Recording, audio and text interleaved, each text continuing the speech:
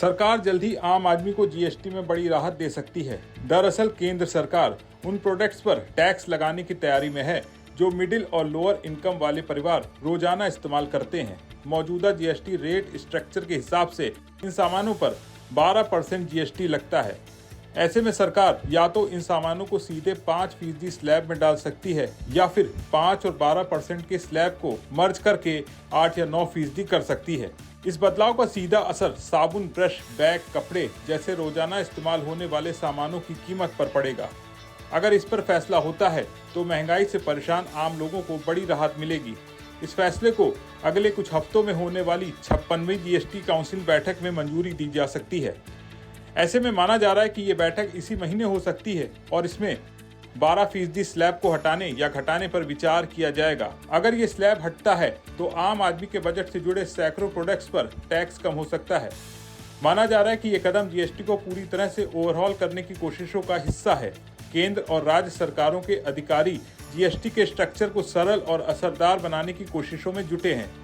ऐसे में सरकार के सामने दो विकल्प हैं, जिनमें पहला है 8, 16 और 24% का 3 स्लैब सिस्टम या 9, 18 और 27% का 3 स्लैब सिस्टम।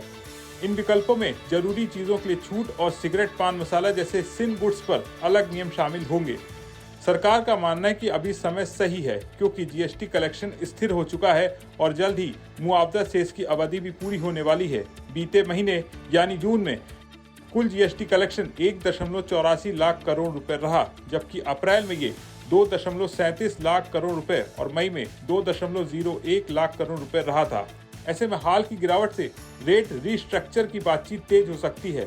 कई इंडस्ट्रीज ग्रुप्स और टैक्स एक्सपर्ट्स ने मौजूदा मल्टी स्लैब सिस्टम को उलझाऊ बताया है। उन्हें उम्मीद है कि 3 स्लैब मॉडल से टैक्स आसान होगा और कंप्लायंस भी कम होगा, लेकिन मौजूदा स्लैब में टैक्स कंफ्यूजन बढ़ गया है। फील्ड ऑफिसर्स की ड्यूटी मॉनिटरिंग से व्यापारी परेशान है। ऐसे में नए स्ट्रक्चर से नियम साफ होंगे और इन्हें लागू करना आसान हो जाएगा। हालांकि कुछ राज्यों में सहमति की कमी और पुराने प्रस्तावों पर गतिरोध के चलते फैसले टलते रहे हैं, लेकिन रेवेन्यू में स्थिरता आने से सरकार सिस्टम को सरल और पारदर्शी बनाने की दिशा में बड़ा कदम उठा सकती है।